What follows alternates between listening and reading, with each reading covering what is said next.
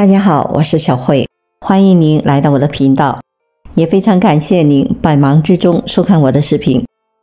大家都知道，任何的疾病在发病前期都会有一些症状，也正因为这些症状让人们发现，才能够早做准备，找到最佳的治疗时期。同样，如果头部发生血管堵塞的话，也会有一些明显的症状。一、头部发生血管堵塞，身体会发出7个明显信号。第一，走路出现问题，走路腿无力，出现画圈步态是偏瘫的先兆。如果中老年人的步态突然的发生改变，并出现异常画圈的步态，一定要注意，这是发生脑血管堵塞的前兆信号。二、血压异常，当患上脑血管堵塞的时候，患者会出现血压升高的前兆，而如果血压突然的降低，则是脑血栓的前兆。三、肢体突然麻木，肢体麻木或者是突然出现面部麻木、舌麻、口唇发麻、行动无力的情况，这时一定要注意，因为这是颈动脉系统供血不足的表现。四、短暂的说话困难，突然吐字不清、说话困难，甚至听不懂别人说话的情况，这是因为大脑动脉供血不足，影响了大脑皮层的语言中枢。五、鼻出血，突然或者是频繁的流鼻血是需要警惕的危险信号。大量的鼻出血，再加上眼底出血、血尿，这种人可能在半年之内就会发生脑血管堵塞。六、突发剧烈的头疼，任何突然发生的剧烈头痛都要格外的注意。突然发生的剧烈头疼，伴有抽筋发作、有头部外伤史，伴有昏迷、嗜睡等情况，如有上述的情况之一，应该尽早的到医院进行检查治疗。七、突发眩晕，眩晕是脑血管堵塞的前兆中极为常见的症状，可发生在脑血管病前的任何时段，尤以清晨起床时发生的最多。此外，在疲劳、洗澡后也容易发生，特别是高血压的患者，若1-2天反复的出现5次以上的眩晕，那么发生脑出血或者是脑梗死的危险性就会增加。假如我们是出现了刚刚讲过的这几个症状，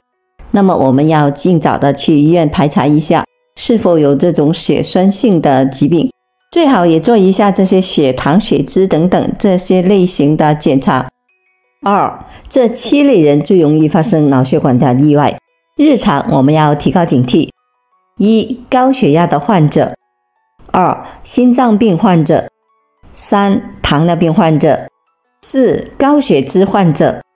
五、慢性支气管炎患者。六、长期吸烟或者是饮食高盐。七、有脑血管意外家族史的人。随着生活节奏的加快，工作压力，不健康的生活方式的人数胜不胜数，脑血管疾病出现了年轻化的趋势。相信你肯定也听说过一些年纪轻轻的中年人就出现了脑血管意外的例子。为了避免这些悲剧的再次上演，日常生活中我们就要格外的注意心脑血管健康。三、如何养护我们的血管？一、适量的吃鱼对于心血管是有一定的保护作用的。带鱼肉肉质鲜嫩，富含优质蛋白、铁、核黄素、钙、磷等等这些营养物质。在2021年的一项发表于美国的医学会杂志内科学的一个研究就显示，经常的食用油性的鱼类，油性鱼类就是指欧米伽3脂肪酸含量比较高的这一类的鱼，又叫做深海鱼类，比如沙丁鱼、鲑鱼等。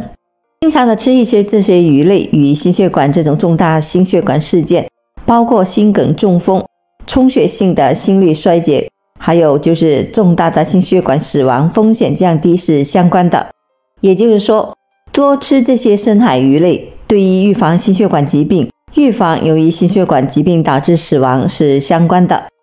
经常吃比这些没有吃的、很少吃的相比的话，发生重大心血管疾病事件的风险会降低 16%， 经常吃的会降低 18% 的死亡风险。所以从这个研究给我们非常大的一个启发，就是适当的食用这些深海鱼类，对于降低心血管疾病的风险是有一定作用的。第二就是多喝绿茶。